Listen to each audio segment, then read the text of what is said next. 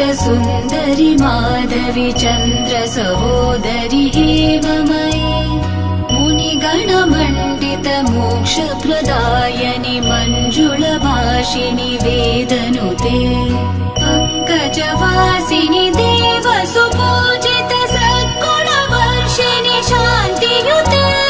जय जय हे मधुसूदन कामिनि आदिलक्ष्मि जय पालय माम् जय जय हे मधुसूदन कामिनि आदिलक्ष्मि जय पालय माम्